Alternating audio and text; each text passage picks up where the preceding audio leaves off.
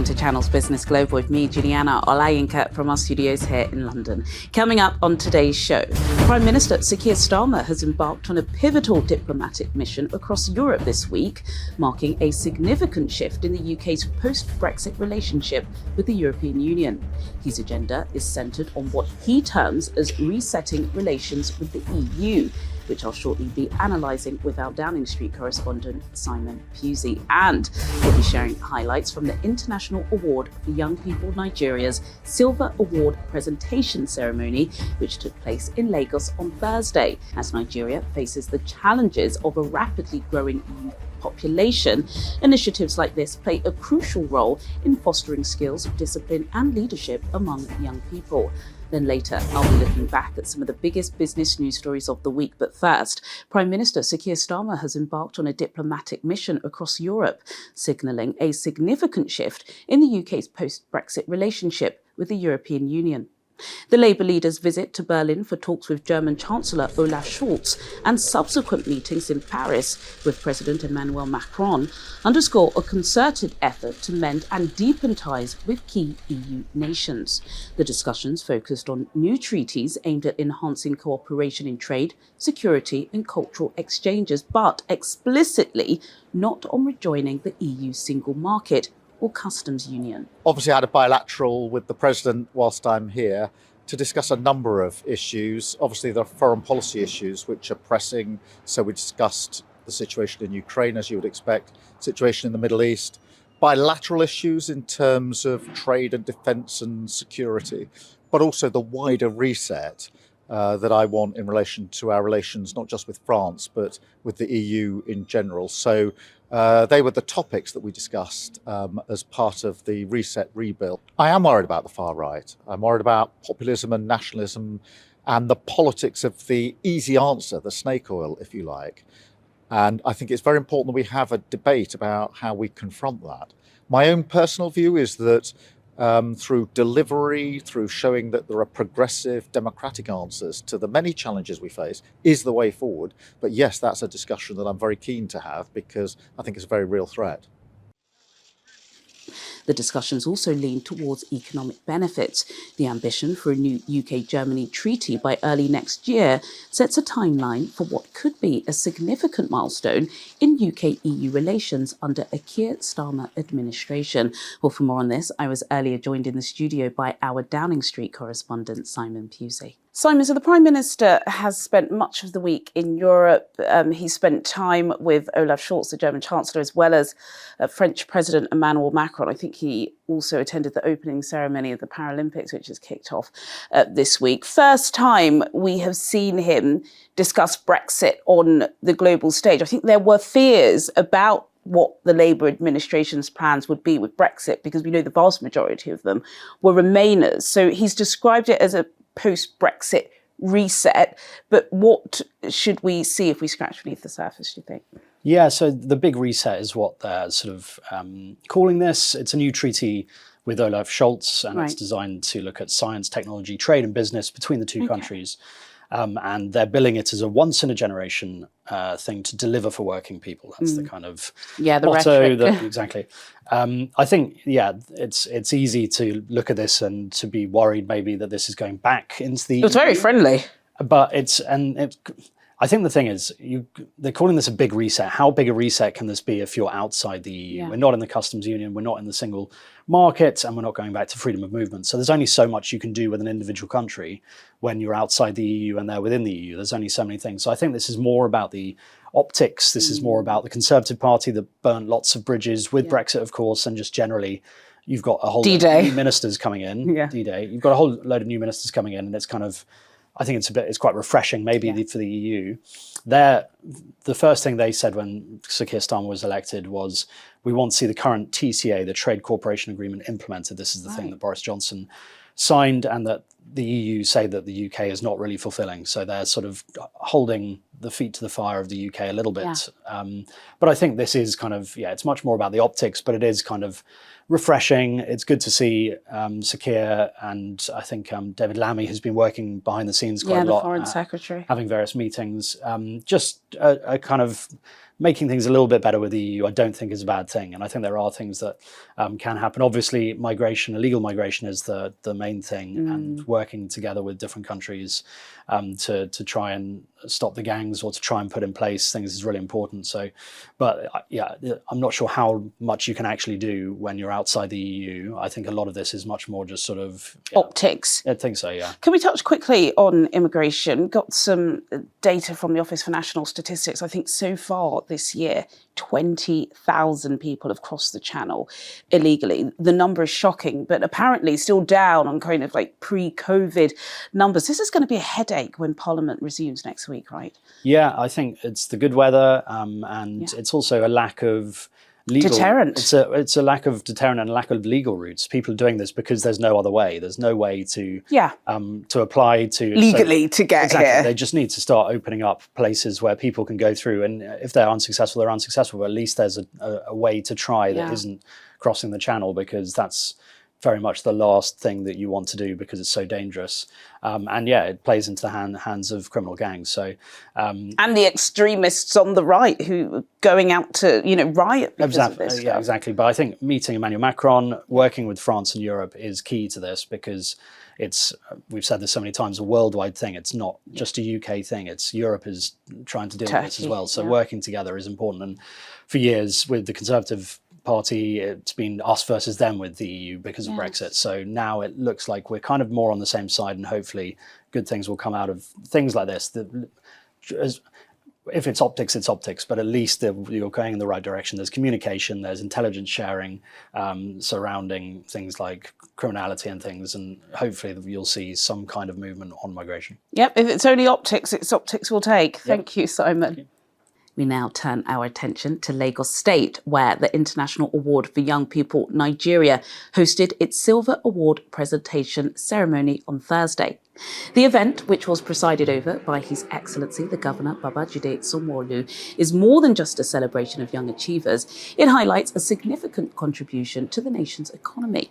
As Nigeria continues to harness the potential of its youthful population, initiatives like the International Award are crucial in equipping young people with skills, discipline and leadership qualities, attributes that are vital for developing a more skilled and productive workforce, which in turn drives economic growth and development across the country. It is indeed a great honor and privilege to welcome you all to the Silver Award presentation ceremony of the International Award for Young People in Nigeria, globally recognized as the Duke of Edinburgh's International Award, which was founded by His Royal Highness Prince Philip in 1956. The event is not just a celebration of the remarkable achievements of our young people, but also an acknowledgement of the critical role this award plays in guiding them towards finding their purpose, their passion, and a place in the world. The award program is designed to empower young individuals between the ages of 14 and 24, offering them a global framework for non-formal education and learning. It is structured in 3 levels: bronze for age 14, silver for age 15, and gold for 16 and above. Participants are required to set and complete goals in 4 key areas. Number 1, skills development, physical recreation, community service, and adventurous journey.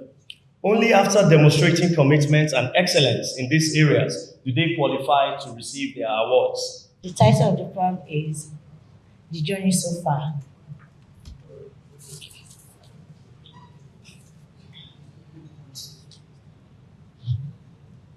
In the realm of knowledge, a journey takes flight. Through the program, our skin shines with new lights.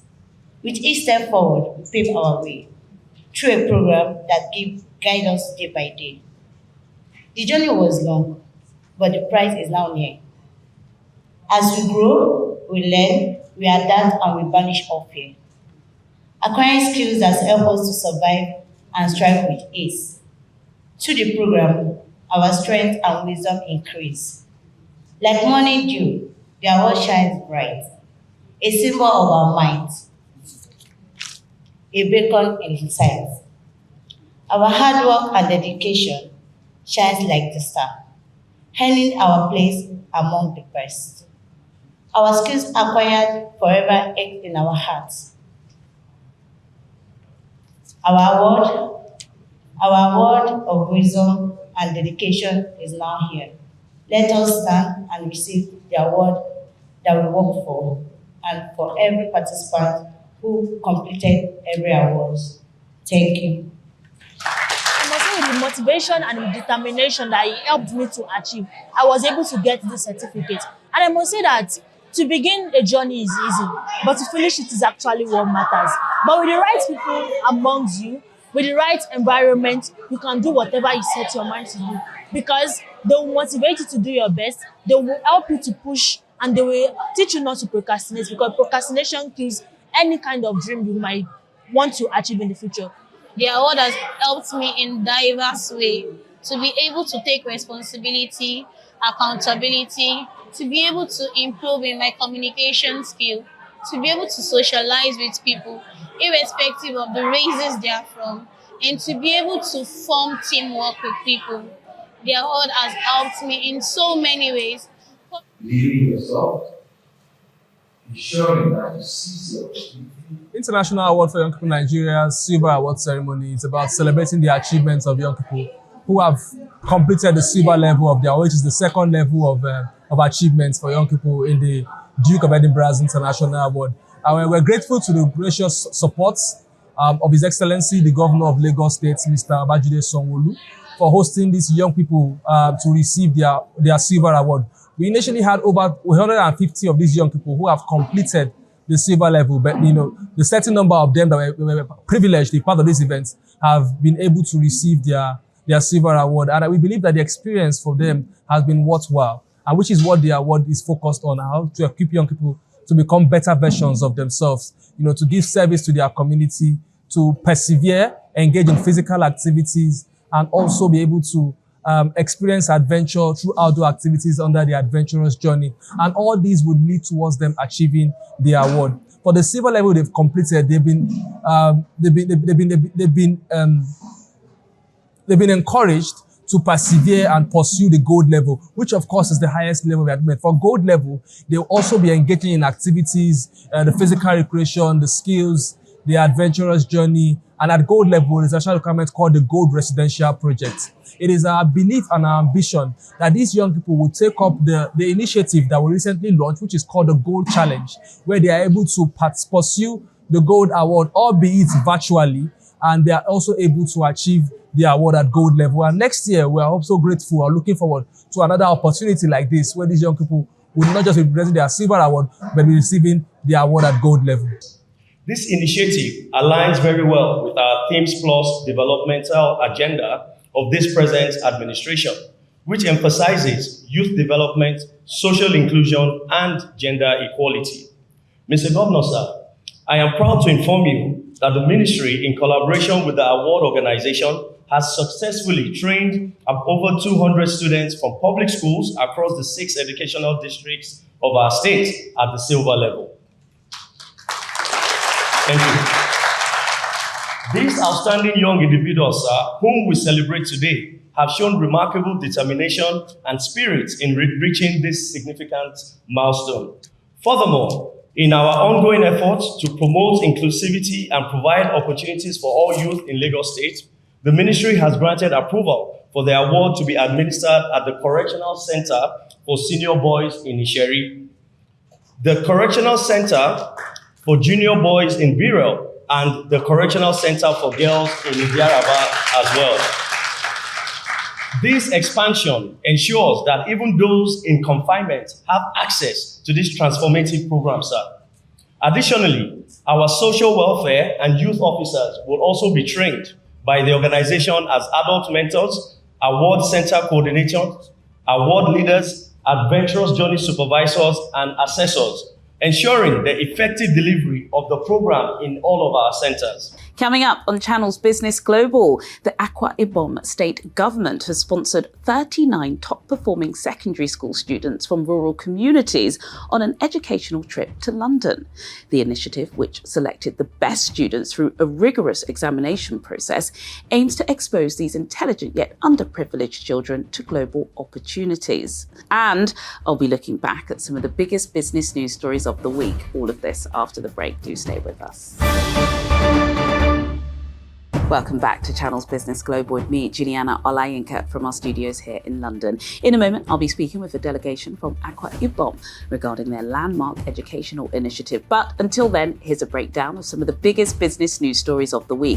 Qantas Airways, Australia's national carrier, mistakenly sold first-class tickets at a staggering discount of up to 85% of their usual price. The blunder occurred over an 8-hour window last week, allowing approximately 300 passengers to secure tickets for flights between Australia and the US at rates as low as $3,390 return, a fraction of the typical first-class fare, which can soar up to $20,000. The airline attributed the error to a coding flaw in its booking system, which mispriced the tickets on its website.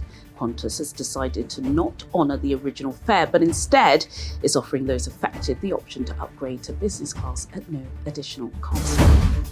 Apple has entered into a partnership with Bharti Airtel, one of India's top telecommunications providers, to expand its footprint in the country's growing streaming market. This collaboration will offer Airtel's premium customers access to Apple Music and Apple TV Plus at no additional cost.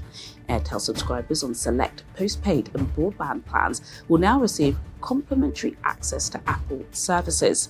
This shift is part of Airtel's strategy to enhance its service offerings as it phases out its own streaming platform, Wink Music.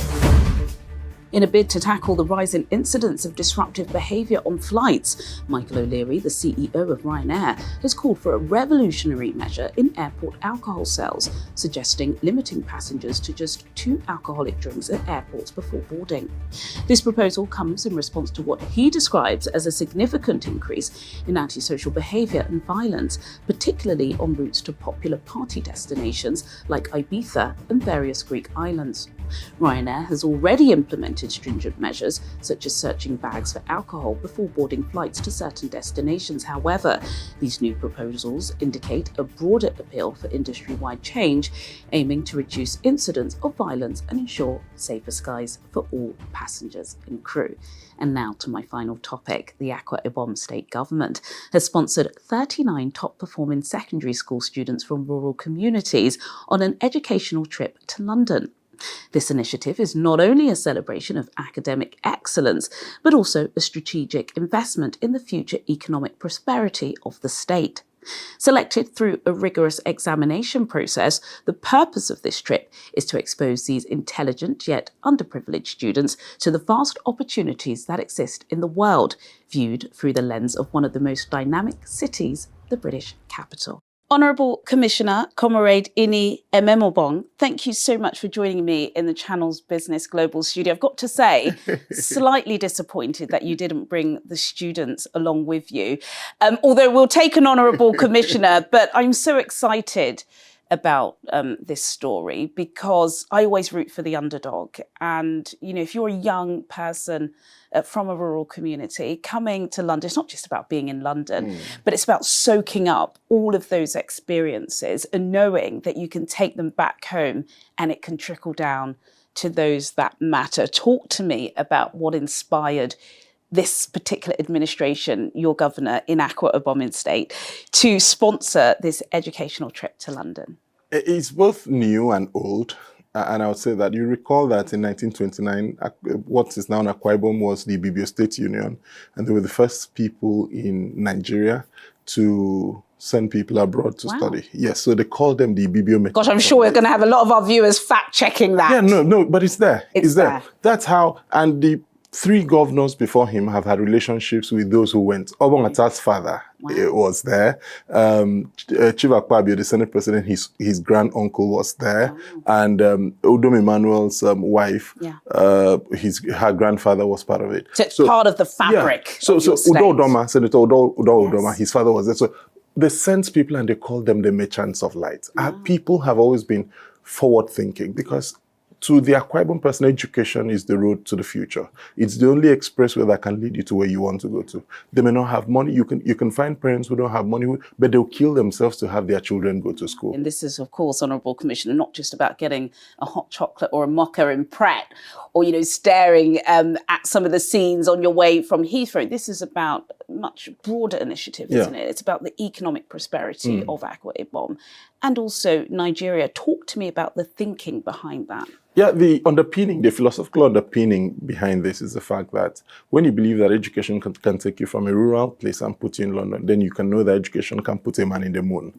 And immediately you have that belief that education put a man in the moon, education put the plane in the sky and brings it down at its will, then you begin to know the power of education. Reading culture is declining, and the governor is using this as an exemplar to tell young people. He's investing in education, like the Arise You See Me Way is an acronym about agriculture, rural development, infrastructure, security, and education. So education is one of the 5 pillars that the Umoino administration rests upon. We're running out of time, but the change makers do listen and they watch. They're watching now. How is this going to get to federal level? When are we going to start seeing side discussions about the economy and insecurity, but a major focus on education? It's desperately needed. A lot of people are saying, even these days, when you go to major platforms, the Kenyans, the Zimbabweans, the South Africans, they're able to, the Rwandans, they're able to articulate themselves in such an amazing way. They're able to debate but still get along and do a friendly handshake. Now, especially social media, Nigerians, educated Nigerians, it's so toxic. We're not able to articulate ourselves. Education is almost at a crisis. How can what you're doing in Akwa Ibom be expanded and, reach the federal government level? I think the first thing is the political awareness in Nigeria is huge, and not just the awareness, the investment. So there's something called footballification, which is the highest degree of subjectivity. So something is right or wrong depending on who is doing it. And so that is the problem that's the problem of the country. So if Olayinka is talking to me because Olayinka is mine, no, that's fine. If Olayinka is talking to another person, oh, that's not fine. No, so we must have principles. We must not make everything subjective to who does what. Let's look at, is this right or wrong? Yeah. And so by that, so if we divest politics from education, we divest politics from sports, we divest politics from economy. You see, because, if you just take politics away, the politicization of everything is what is Nigeria's problem. You see, in Akwa Ibom, what the governor has done, he has kept politics aside. Immediately after an election, politics is over. Yes, that is why he's able to relate with the Senate president. That's why he's able to relate with key stakeholders. Key stakeholders from the other parties. So the first thing was to submit his Arise agenda to debate. And he brought the opposition on board and said, look, these are the things I want to do. Let's do it together. Yeah, not let's do it together. Criticize it now. Because immediately this leaves this table, this would be the fulcrum of my administration. Wow. And the way that they criticize. So when we're executing, we have minimal opposition because already it was there on the table. It was open for everyone to talk about it. And so we are now doing an agenda that has been agreed to by Akwa Ibom people, not on the basis of politics. So if we extricate politics from the things we do, huge politics, when it's 2026, 2020, politics will come. But for now, we need to build a country. Honestly, it's so exciting. Like I said, I'm desperately disappointed that the children are not here, but I know they're busy. Yeah, they're busy. And I can tell from this discussion that they are being led by the best, which is absolutely amazing. But we are going to stick with this story. We want to see what they've done. And hopefully the next time you come into the studio, please do bring the best of the best with you so that we can talk to them about their experience. The Nigerian High Commission will be hosting them to Southwark Council. The Commissioner for Education is also on this team. This chairman of the State Secondary Education Board is on the team. So I'm sure we'll send you the clips as they go through. That would be wonderful. Comrade Imi Ememebong, who is the Honourable Commissioner for Information at Akwa Ibom State. Thank you so much for your time and thank you so much. Thank you. Well, sadly, that's all we have time for today. But as always, do get in touch with your comments and suggestions. I'll see you at the same time next week for more in-depth business analysis on Channel's Business Global. Goodbye.